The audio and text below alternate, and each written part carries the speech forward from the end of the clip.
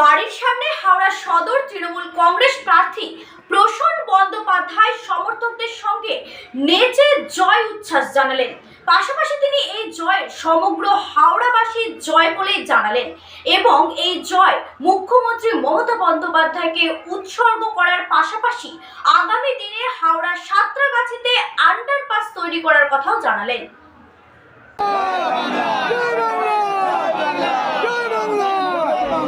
অবদার একদম সবচেয়ে বেশি মমতা ব্যানার্জি জীবন দিয়ে করেন।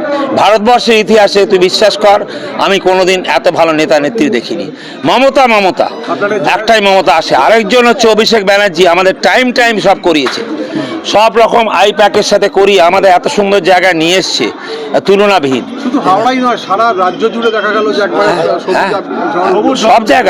সব জায়গায় এবং ভালো, মানে বর্ধমানে দাঁড়িয়ে আমাদের প্লেয়াররা জিতছে, কত ভালোভাবে জিতছে। কারণ হচ্ছে মানুষ বুঝতে পেরেছে যে বিজেপি এলে দেশটা শেষ হবে, বিজেপি এলেই বা বেঙ্গল খারাপ হয়ে যাবে।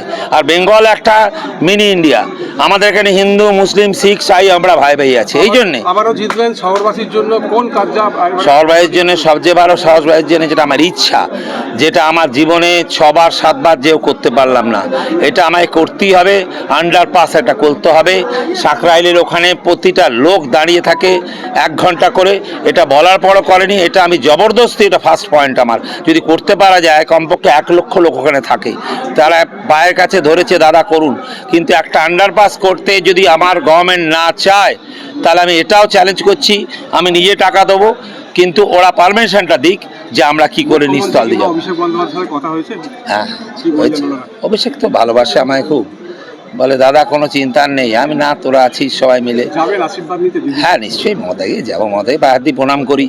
মমতা দিয়ে আমাকে বলে প্রসূন তুমি আমার চেয়ে বয়সে বড়, কেন প্রণাম করো? আলাম না, আপনাকে পড়াচ্ছি না, আমি মা দুর্গাকে প্রণাম করছি, মা দুর্গাকে প্রণাম করছি। এইটা সেই জন্য সবাই ভালো থাকুক। তোরা দেখতে থাকুন নিউজ প্রাইম টাইমস, আপনাদের সাথে আপনাদের পাশে।